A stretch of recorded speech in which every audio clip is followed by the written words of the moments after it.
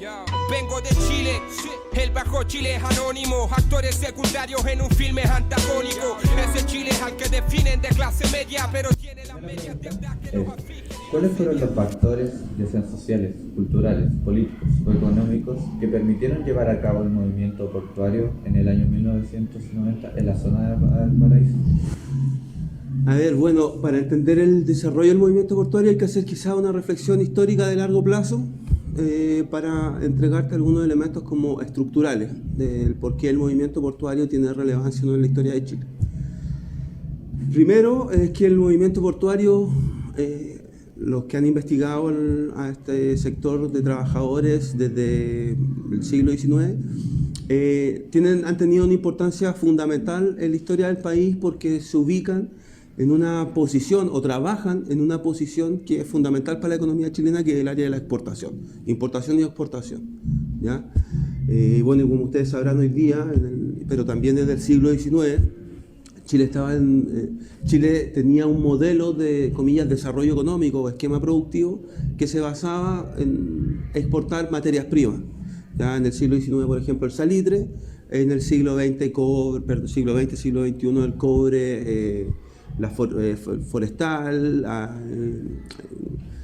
industria agrícola, etc. ¿Ya? Y durante el siglo XX, eso sí, en los años centrales, en 1930 y 1973, podríamos, lo que se conoce como el modelo de desarrollo hacia adentro, el modelo de industrialización por sustitución de importaciones, también se importaban determinadas materias, sobre todo para el desarrollo industrial.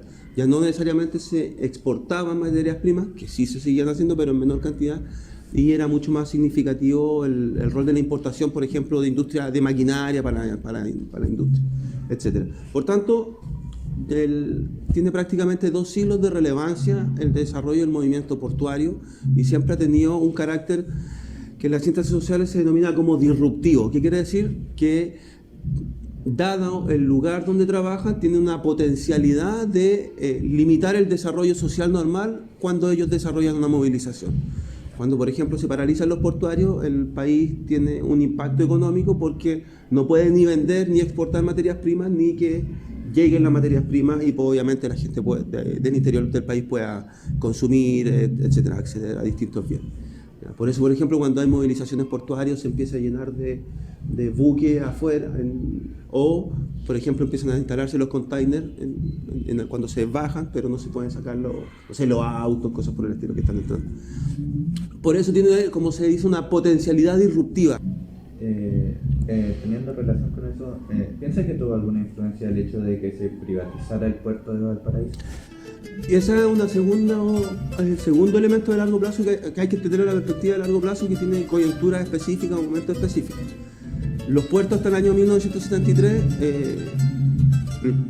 el terreno portuario es propiedad del Estado, incluso hasta hoy día. Lo que sucede es que se concesiona desde el 73 en adelante la posibilidad de uso y explotación de los puertos, en el sentido de intercambio comercial, ¿ya? Y hasta el 73, eso sí, existía una gran empresa portuaria, que era Emporchi, Empresa Portuaria de Chile, donde estaban básicamente, creo que eran 10 puertos, 8, no sé si 8 o 9 eran de propiedad estatal, que estaban en esa zona. Habían puertos privados a propósito de ciertas empresas, sobre todo en la zona norte. Por tanto, había una gran estructura vinculada a la Emporchi. ¿Qué pasa con la dictadura cívico-militar que encabeza Pinochet? Ellos instalan un modelo que se centra en la privatización de las empresas públicas, pero Emporchi no puede ser privatizada porque, según la lógica de los militares, los puertos juegan un rol estratégico en el desarrollo no solo económico, sino que también de salvaguarda del territorio nacional, en el caso de una guerra, en fin. Y por tanto Emporchi no se privatiza en esa época. Lo que por tanto va a quedar como una empresa pública, pero lo que sí se va a privatizar es la posibilidad de gestión del trabajo en las empresas portuarias. Por tanto, lo que va a ocurrir, a pesar de que en el caso de Valparaíso, el principal dirigente portuario del principal sindicato portuario, el sindicato de estibadores, el Wenceslao Moreno, va a ser proclive primero al golpe de Estado, con el paso y defensor de la dictadura en los primeros años. Con el tiempo, los mismos trabajadores portuarios se van a empezar a distanciar, porque lo que va a ser la dictadura y la Emporchi en ese momento, que estaba a cargo, va a empezar a tercerizar la gestión del trabajo. Si tuviera que comparar, ¿cómo piensa que son las condiciones laborales actuales en el puerto de Valparaíso? Comparado obviamente con cómo inició. A ver, lo que se ha producido es un largo proceso de precarización de las condiciones de trabajo del puerto. ¿Ya? Como les decía, hasta el 73, yo creo que ha iniciado el año 80, no recuerdo bien la fecha exacta donde se implementan las políticas ya de corte privatizador de la gestión del trabajo portuario, pero es llegando a los 80 que se aplican distintas políticas en ese periodo. ¿Ya? Lo que ocurría ahí, como les señalaba, es que los trabajadores tenían una capacidad de control de su trabajo y por tanto tenían progresivamente mejores sueldos. ¿Qué había pasado? Por eso les preguntaba, les hacía referencia a esta figura del medio pollo y el cuarto de pollo. Ustedes sabrán, y tiene que ver con la cultura de la ciudad, los trabajadores portuarios, a propósito de este trabajo eventual, les gustaba harto la fiesta. Les gustaba harto faltar al trabajo, porque obviamente a todos nos gustaría de repente quedarnos un domingo y no tener que ir al lunes, en su caso a la escuela, pero cuando tengan que trabajar, a extender, y por eso disfrutamos harto los feriados. ¿Qué pasaba con los trabajadores portuarios? Es que las fiestas se extendían demasiado, ¿ya? Sobre todo cuando les pagaban. Y por tanto, por ejemplo, no iban a trabajar los días lunes, pero muchos días a la semana, porque como un trabajo eventual. ¿Y qué apareció ahí la figura hacia el 73? Pero porque es una figura de larga data. Personas a los cuales los trabajadores, comillas, subcontrataban para que ellos fueran a trabajar por ellos, ¿ya? Mientras ellos estaban con caña, con resaca, ¿ya? Los trabajadores decían, ya anda a trabajar tú mañana y así mi turno. ¿Qué pasa? Como ganaban plata, ellos ganaban, no sé, por ejemplo, 50.000 pesos. Bueno, de esos 50.000 pesos se le pagaban 25.000 a su medio pollo, que era quien iba a hacer sus labores en ese día en que él se ausentara. Pongo como figura. Hacia el 73 llegó tal nivel de poder adquisitivo de los trabajadores estibadores oficiales que se generó la figura del cuarto de pollo, que incluso, por ejemplo, estaba el trabajador oficial que le pagaba a su medio pollo ya en la mitad del turno, e incluso este medio pollo a veces quizás quería trabajar menos o también se ausentaba porque también se iba de fiesta, le pagaban a una tercera persona que era el cuarto de pollo, que recibía por tanto el cuarto de ese sueldo, es decir, no sé, 10.000 pesos, 12.500 pesos en estricto rigor. Ese era el nivel y la capacidad económica que es importante para los trabajadores, en este caso los portuarios. Y así todo, hay poblaciones de portuarios, eso tiene que ver con la capacidad del poder político, sindical que ya habían adquirido. La siguiente pregunta. ¿De qué forma usted se vincula con el movimiento? O sea, ¿qué le interesó a usted en este momento, de este movimiento? Las preguntas, como yo llegué ahí cuando era estudiante, ya como ustedes se imaginarán, uno estudiante de izquierda, que le gusta estar en los movimientos sociales, en general estudiantes de historia, tratamos de preguntarnos por qué los trabajadores no tenían el rol político y social que sí habían tenido en el siglo XX a propósito de la historia que nos enseñaban en la universidad que había pasado los trabajadores. Y ahí me empecé a meter en el estudio de los trabajadores portuarios, de los trabajadores en general, y en particular en la tesis doctoral yo llegué a ir al estudio de los trabajadores portuarios, que entre otras cosas mi pregunta era cómo los trabajadores portuarios en cierta medida sí habían mantenido esa capacidad política disruptiva a propósito de que justo cuando yo estaba terminando la tesis doctoral se habían desarrollado las grandes movilizaciones, quizás alguno de ustedes recuerda el año de fines del 2018, donde los portuarios terminan arriba de su sindicato con bandera, en fin. ¿Qué había pasado y por qué igual había sido una movilización bien relevante? Y durante toda esa década, es decir, del 2007, cuando yo estaba en la universidad hasta el 2018, los portuarios, con avance y retroceso, habían desarrollado huelgas relevantes. ¿Cuál es su opinión frente al proyecto de expansión del puerto de San Antonio? Es que, a ver, la expansión del puerto de San Antonio, bueno, el puerto de San Antonio, no sé, en 1915 empieza su construcción por ahí, o se construye, y a lo largo del siglo XX va a tener obviamente un auge en comparación a Valparaíso, entre otras cosas porque en términos geográficos San Antonio está mucho más cerca de Santiago, ¿ya? Y por tanto que Valparaíso y su ruta es mucho más fluida. ¿Y por qué? ¿Qué tiene que ver eso? Bueno, porque gran parte del tráfico portuario hoy día tiene que ver con el centralismo de Chile, donde buena parte de los elementos de importación obviamente se consumen en Santiago, donde está más concentrada la población en Chile, y por tanto el puerto de San Antonio tiene una relevancia sobre todo para el ingreso de elementos a Santiago, pero también salen buena parte también de los recursos que van de Codelco Teniente, ya en Rancagua.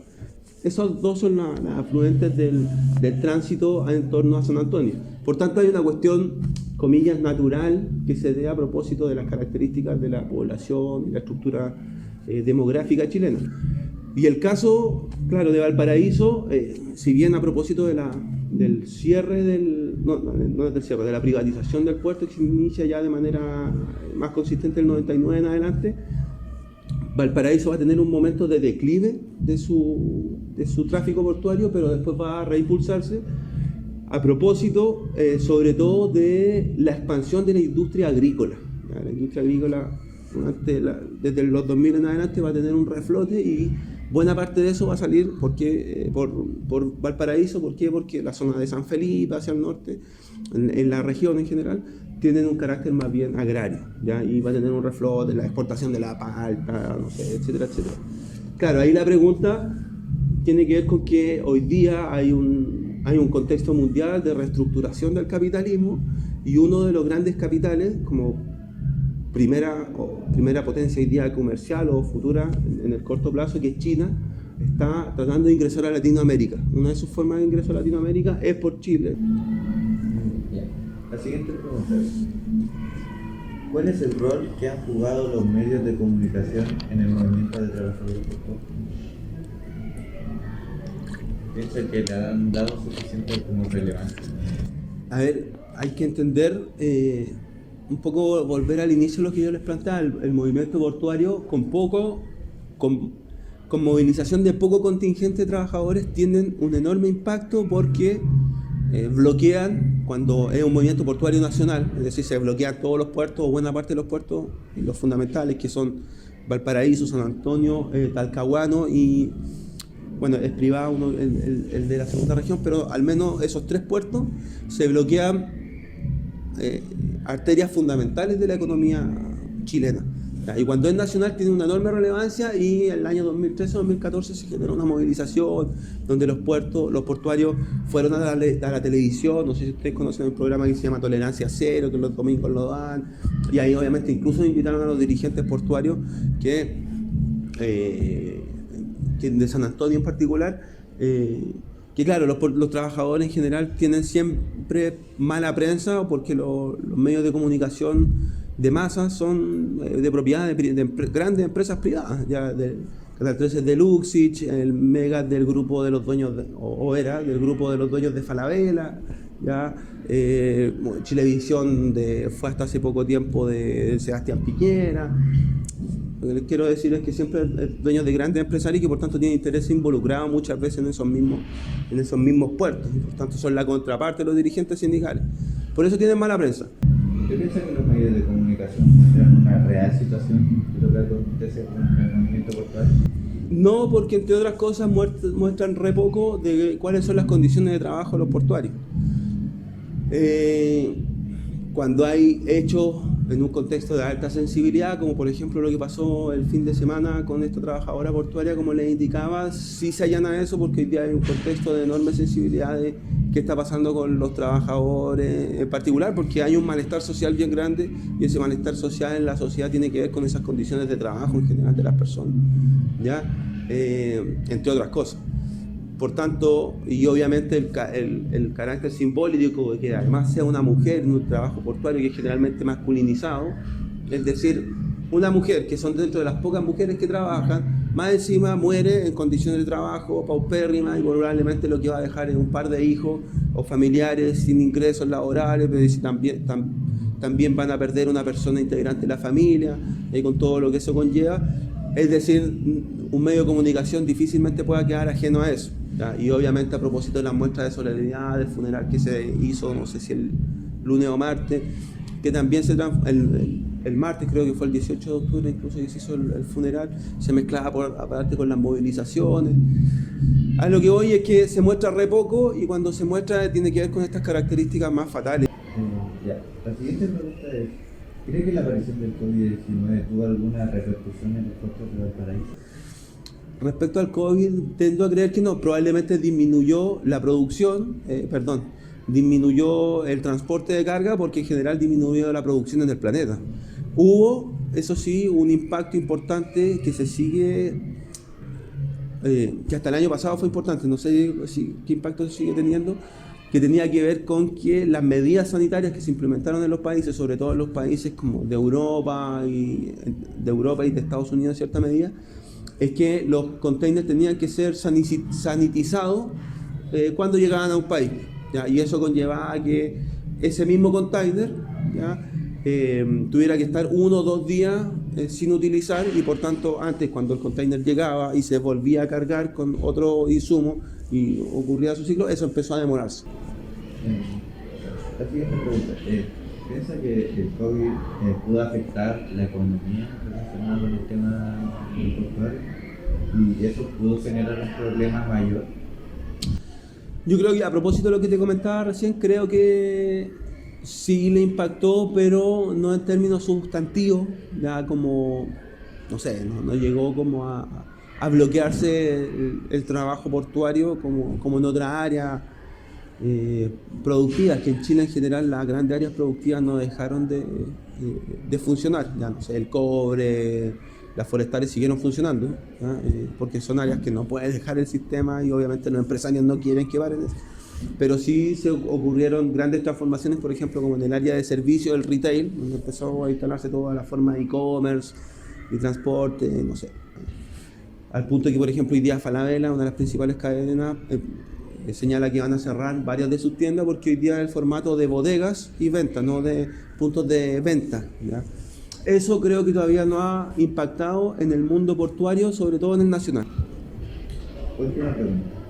¿Cree que se logre el objetivo de mejorar la calidad del trabajo en la zona portuaria de Valparaíso?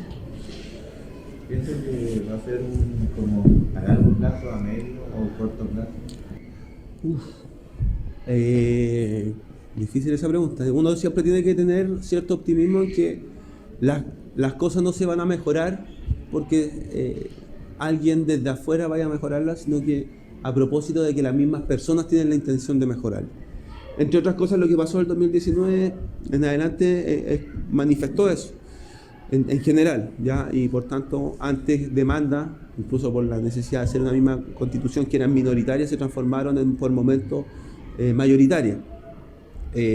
Y por tanto, ¿por qué tiene que ver la constitución? Porque de otra manera las constituciones reflejan o allanan o limitan y por tanto delinean las características un poco de la fisionomía socioeconómica de un país, no todo, pero sí elementos fundamentales. El problema es que el 4 de septiembre se rechazó un modelo de constitución y por tanto una idea también de modelo económico que estaba vinculado a eso. La pregunta es, en este intertanto, si va a existir una constitución que cambie el modelo económico en el cual estamos y se den más derechos a los trabajadores, o al menos se propenda a resguardar una serie de derechos y que por tanto mejoren las condiciones de vida de los portuarios, de los trabajadores en Chile, de las ciudades puerto en particular y de los portuarios más en específico. Tiendo a tender a creer que ojalá cambien las cosas, pero obviamente hay ciertas limitaciones y ahí cada uno como ciudadana y ciudadano también, eso sí, tiene que tratar de promover o de hacerle ver a las personas o entregarle ideas de que sus grandes problemas tienen que ver con las condiciones laborales y de vida que tienen y por tanto hay que apuntar a transformarlo eso y por tanto ahí lo que significa una transformación mucho más global de la sociedad en razón de los intereses de la mayoría social que son las y los trabajadores en este país. Ok, muchas gracias por la entrevista.